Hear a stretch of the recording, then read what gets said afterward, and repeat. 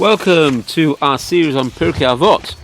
We're on chapter 4, Mishna 5, and we'd like to dedicate this episode in memory of Levy ben Moshe Esther and Elisheva ben Levy, and also in memory of Yisrael ben Binyamin Verivka. Okay, and now over to Michael. Thank you, Rav Mashiach. So in this Mishnah, we're dealing with the teachings of Rabbi Yochanan ben Broka. And it's a very short biography. He was a Tana of the 2nd century CE, who, along with Rabbi Elazar ben Chizma, studied with Rabbi Yochanan ben Chananya.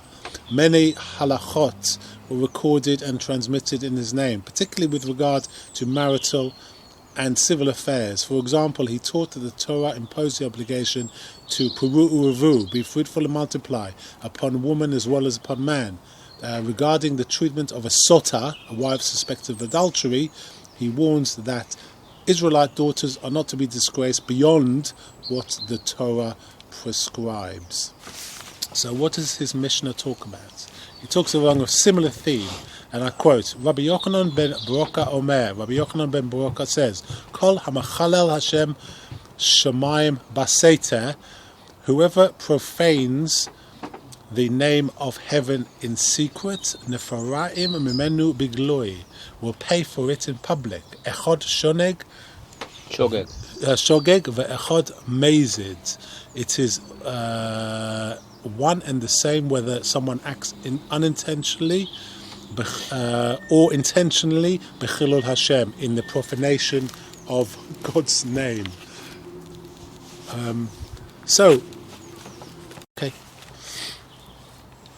So we're talking about the desecration of God's name, Chilul Hashem. What constitutes Chilul Hashem, and why is it in private? Why is the crime worse in private? So first of all, let's talk about sanctifying the name of Hashem. There's a story about Rabbi Shimon ben Shattach, as we recall from earlier Mishnayot. The Midrash recounts that he bought a donkey from an Arab. And as his disciples were taking it into their possession, they found a precious jewel that hung around its neck. They told him of it, quoting the verse, "The blessing of the Lord that brings wealth." This is from Mishle 10:22. To that, Rabbi Shimon ben Shattach replied, "I bought a donkey, I did not buy the precious jewel." And he went and returned it to the Arab. Astonished and grateful, the Arab exclaimed, "Blessed is the Lord, the God of Shimon ben Shattach." So this simple, honest act by Rabbi Shimon ben Shattach is a great Kiddush Hashem. But what is the opposite? We refer to what exactly is a Chilul Hashem. There is a extreme example. The Amora Rav Yochanan, he gave an example, and he said in Gemara Yovas 86a, for instance, if I were to walk 4 cubits without studying Torah or wearing tefillin, he would consider that a Chilul Hashem. Wow. So that's a very, very extreme, but most of us are not up to that level. So we would perhaps look at different things. Rav gave an example. He says, if I were to take meat from the butcher without paying for it immediately, this we also learn in Yoma 86 Omad Aleph. As Rashi explains, if he delays paying, the butcher could already call him a thief, and concludes, and others would conclude, that robbery in general can be treated lightly. So you know what, you've got to realize that when you're a Talmud Chacham or you're a learned person, you are also an example to people. People watch what you do, and they will act accordingly. They will perhaps use that if you do something that appears wrong, even if it's a Morris Iron. If Morris Iron is also an issue, but if you actually do something and people jump on your mistakes, and they will say, you know what, if he's such a great person and he does it, perhaps it's not bad if I do it.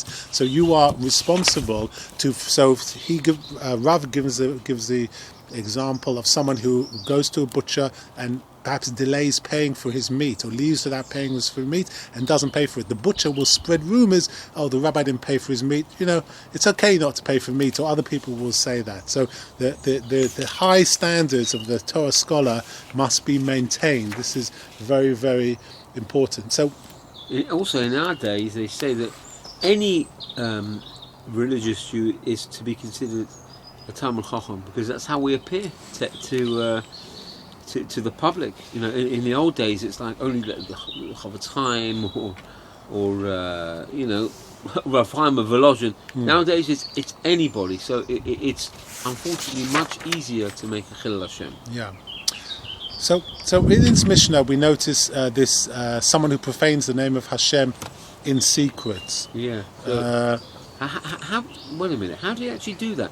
I thought Chilul Hashem, you have to have another person there to make a Chilul Hashem. How can you make a Chilul Hashem in private? Well, I think the answer is whenever we hear of a person who has committed a sin or has organised some sort of fraud on the sly or in secret, there's a Chilul Hashem. He's done it in secret. And so the question arises, in secret, why is he punished more? What is it that he's guilty of more than a person who does it in public? Perhaps an answer is that the person that commits a Chilul Hashem in private has zero fear of Hashem, but has a fear of people's opinions.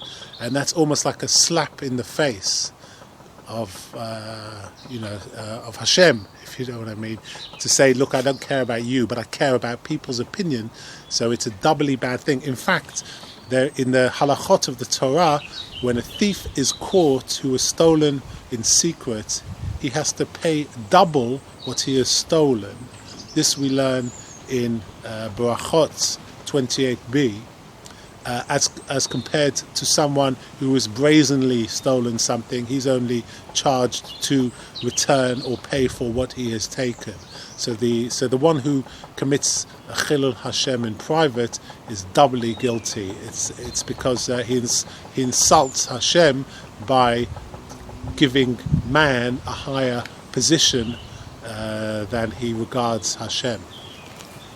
And let's also talk about the foremost case of Chilul Hashem in the written Torah, which is the tragedy that resulted from when Moshe Rabbeinu, instead of speaking to the rock to bring the water, as Hashem had commanded to, struck the rock. It seems like a severe punishment when Moshe had lived such a great life, that simply striking the rock in a fit of anger, he was punished so harshly. But what they say is that I think between face to face, Moshe Rabbeinu could talk to Hashem in whatever way he wanted, could act in his most natural way. But when he was standing in front of Bnei Israel, he had to adopt a different stance, and he couldn't show any dissension towards God. And in fact, Hashem would have to deliver the ultimate punishment because of the profanation of His name.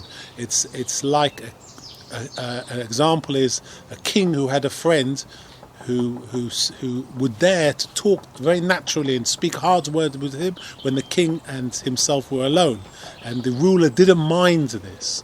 But in time, he arose and showed the same sort of haughtiness when before the troops, and then the king decided to kill him. So this comes from. I think this is written somewhere. I forget exactly the reference, but that's an example of that. There's one thing in private, there's another thing in public. You have to be an example. People looked at Moshe Rabbeinu as the ultimate example, and they would follow every character trait and every fraction of his character. So if he swung in a different direction, they would swing in a different direction. So he must have been careful not to have any fits of anger, as these would be considered a Chilul Hashem. He was an ambassador of Hashem. He was Hashem's messenger. So anything that came out of his mouth had to go through extreme censure, and he must have had to have absolute control over his visual representation in front of Bnei Yisrael. So this is very important, and I think that concludes this Mishnah. Oh wow, that's fantastic! Thank you so much, Michael. A little bit shorter than normal, but full of content. Okay, so next time we convene rather, we'll do Mishnah 6, please God, and we'll do Rabbi Shmuel, the son of Rabbi Yossi. Until then, have a wonderful and blessed week.